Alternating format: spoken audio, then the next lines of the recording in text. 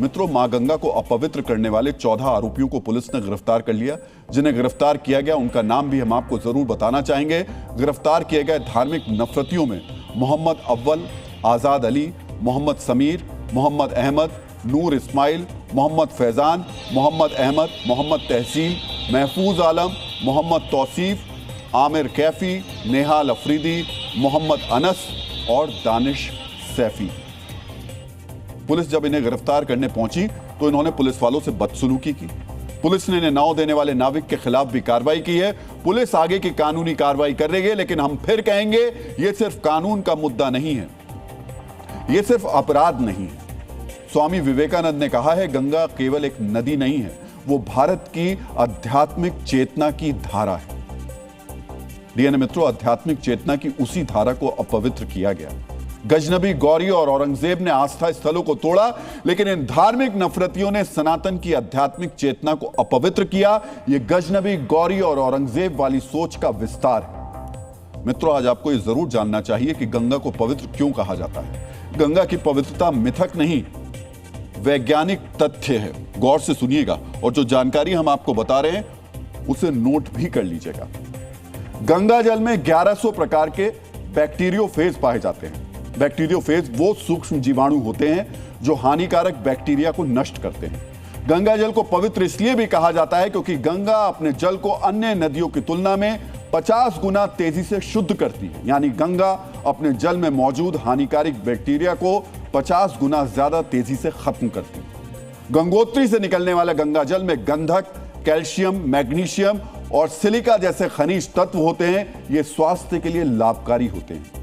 1896 में पहली बार ब्रिटिश वैज्ञानिक अंस्टर हैंकिन ने प्रमाणित किया था कि गंगा जल हैजे के बैक्टीरिया को नष्ट करने में सक्षम है। यानी आज से 130 वर्ष पहले ब्रिटिश वैज्ञानिक ने तार्किक तौर पर यह साबित किया था कि गंगा जल में औषधीय गुण है। मित्रों, गंगोत्री में गंगा जल की शुद्धता सर्वोच्च होती है। यह ग्लेशियर से निकला शुद्ध जल होता है। इसमें मानव प्रदूषण नगण्य होता है, लेकिन मैदानी इलाके में गंगा जल भी प्रदूषित होता है। इसके लिए हम जिम्मेदार हैं, लेकिन वाराणसी के इन कट्टर नफरतियों ने जो किया वो प्रदूषण नहीं है, वो धर्म युद्ध का अगला चैप्टर है। ये सनातन पर चोट पहुंचाने वाले आक्रांताओं की सोच का विस्तार है। अगर ये आक्रांताओं वाली सोच नहीं होती तो काशी में रहने वाले आरोपी गंगा की महिमा से जरूर परिचित होते।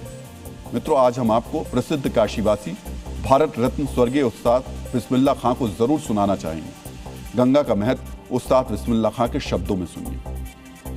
हम वो आदमी हैं कि जब हम हिंदुस्तान से बाहर आते हैं तो हमको हिंदुस्तान दिखाई देता है, और जब हिंदुस्तान में रहते हैं तो बंबई में, मद्रास में, कलकत्ता में प्रोग्राम कर रहे हैं तो हमको बनारस दिखाई देता है। लिहाजा आप यहाँ बनारस बना दिए, वैसे ही गंगा जी, वैसे ही शिवालय, वैसे ही मंदिर, वैसे ही पूजा पाठ हो रहे, वही शहनाई बज रही, वो बना दीजिए, हम यहीं रहेंगे।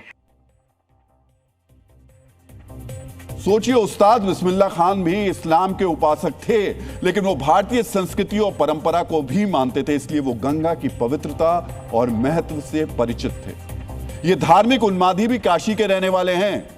अंतर सोच का है। इनके अंदर आक्रांताओं वाली सोच इतनी प्रचुर मात्रा में भरी हुई है। इन्हें भारतीय संस्कृति, भारतीय संस्कार नहीं दिखते। इन्हें मां गंगा की पवित्रता नहीं दिखती। एक बार हम आपको वो वीडियो दिखाते हैं, जो वीडियो इन लोगों ने गंगा में बैठ करके खुद बनाया और फिर लाइक्स और सब्सक्राइबर्स बढ़ाने के लिए उसको शेयर किया। तो ये तस्वीर उन उन्मादियों की है जिन्होंने पहले अपना रोजा खोलने के लिए गंगा में एक नाव को लिया, उस नाव पर ये सब बैठे, उसके बाद बाकायदा वीडियो शूट किया, वहां पर बैठकर इन्होंने चिकन बिरयानी खाई, और जब खा लिया तो उसके बाद जो चिकन की हड्डियां थी उनको दिखाते हुए गंगा में फेंक दिया।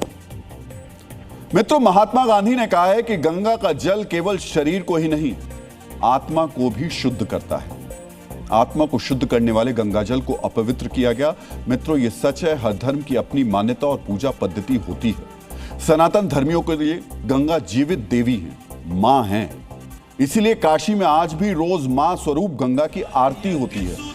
जरूरी नहीं कि इस्लाम मानने वाले भी गंगा के प्रति ऐसी ही आस्था रखें। जो गंगा के धर्म तंत्र को नहीं समझते या अपने धार्मिक विश्वास के कारण इसे समझने की कोशिश नहीं करना चाहते, उन्हें गंगा के अर्थतंत्र को जरूर समझना चाहिए, क्योंकि गंगा के अर्थतंत्र का लाभ सिर्फ सनातन धर्मियों को नहीं मिलता। बिना किसी धार्मिक भेदभाव के गंगा जल के अर्थतंत्र का लाभ सबको मिलता है। गंगा का मैदानी विस्तार 11 राज्यों में फैला हुआ है। यह दुनिया का सबसे घनी आबादी वाला रिवर बेसिन है। गंगा बेसिन यानी गंगा के किनारे बसे इलाकों में 60 करोड़ से ज्यादा लोग रहते हैं। यह देश की आधी आबादी से थोड़ा ही कम है। गंगा बेसिन देश के जीडीपी में 40% का योगदान करता है। भारत में नहरों के जरिए जो सिंचाई का पानी मिलता है, उसका 1/3 पानी गंगा बेसिन से आता है। उत्तर भारत की सिंचित जमीन का करीब 50% हिस्सा गंगा जल पर निर्भर है। गंगा जल से देश में करीब 2 करोड़ हेक्टेयर से ज्यादा जमीन को सिंचाई का पानी मिलता है। देश के कुल अन्न उत्पादन में गंगा बेसिन की हिस्सेदारी 40% तक है। सिर्फ इतना ही नहीं, मैदानी इलाकों में रहने वाले लाखों लोग गंगा में मछली उत्पादन के जरिए रोजगार पाते हैं। गंगा पर जल विद्युत यानी पानी से बिजली बनाने के 39 प्रोजेक्ट्स हैं। हरिद्वार, वाराणसी, गंगोत्री में गंगा किनारे धार्मिक पर्यटन के जरिए करोड़ों लोगों को रोजगार मिलता है। दुनिया की आबादी का 10% हिस्सा गंगा के मैदान में रहकर अपनी आजीविका कमाता है। और सुनिए, मातृ स्वरूपा गंगा धर्म देखकर भेदभाव नहीं करती हैं। उत्तर प्रदेश में गंगा बेसिन में करीब 4 करोड़ मुसलमान रहते हैं। बिहार में करीब 2 करोड़ मुसलमान गंगा के मैदान में रहते हैं। दूसरे राज्यों की मुस्लिम आबादी को जोड़ दे तो कुल मिलाकर करीब 10 करोड़ मुसलमान गंगा का पानी पीते हैं, गंगा जल से खेती करते हैं, व्यापार करते हैं। यानी इनकी आजीविका ही नहीं, पूरा जीवन गंगा पर निर्भर है। इन 10 करोड़ मुसलमानों में काशी के ये 14 धार्मिक नफरती भी शामिल हैं। सोचिए इनका पाप कितना संगीन है। इन्होंने उस जीवनदायिनी गंगा को अपवित्र किया, जिसका सिर्फ धार्मिक महत्व ही नहीं है, उसे भारत की जल सुरक्षा और अन्न सुरक्षा की गारंटी भी माना जाता है। डॉक्टर सर्वपल्ली राधाकृष्णन ने कहा है कि गंगा भारत की संस्कृति, आस्था और इतिहास की जीवित धारा है। यानी मित्रों, इसी जीवित धारा को धार्मिक कट्टरता के जहर से विषाक्त करने की साजिश हुई।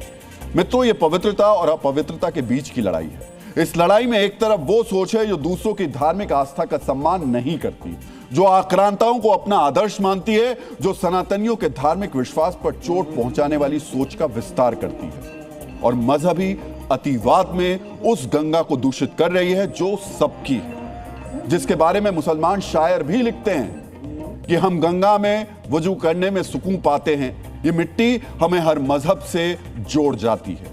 लेकिन जो कट्टरपंथ में आकांठ डूबे हैं, उन्हें समझ में नहीं आता और ये बहुत बड़ा दुर्भाग्य है। मित्रों, जरूरी है कि इस कट्टर सोच के खिलाफ आप भी सजग रहें। इस कट्टर सोच को खत्म करने के लिए आप भी सक्रिय हों।